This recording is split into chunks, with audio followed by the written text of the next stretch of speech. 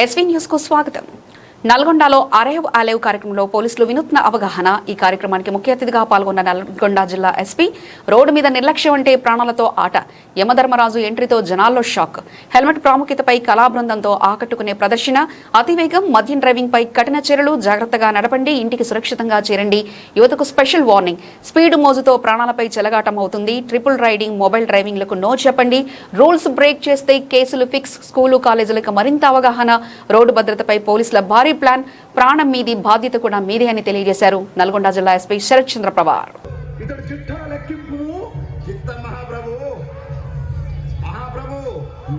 ప్రతిరోజు హెల్మెట్ ధరించకుండా బండి నడుపుతున్నాడు మహాప్రభు. 4 సార్లు క్లాక్ టవర్ సెంటర్ నందు సిగ్నల్ చెప్పు చేశాడు మహాప్రభు.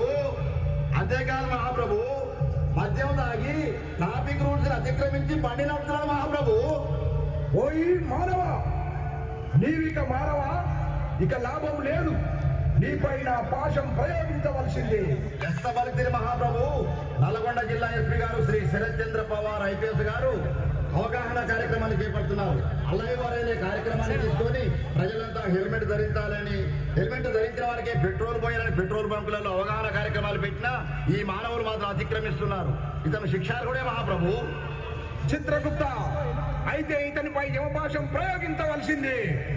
క్షమించు మహాప్రభు, ఈ రోజు నుండి మందు దాగి బండి నడపను, హెల్మెట్ లేని బండి నడపను మహాప్రభు. క్షమించండి స్వామి. ఇంటి దగ్గర నా పిల్లలు, ముసలి అత్త మామ, నా కుటుంబం అంతా తన మీదే ఆధారపడి బ్రతుకుతున్నాం ప్రభు.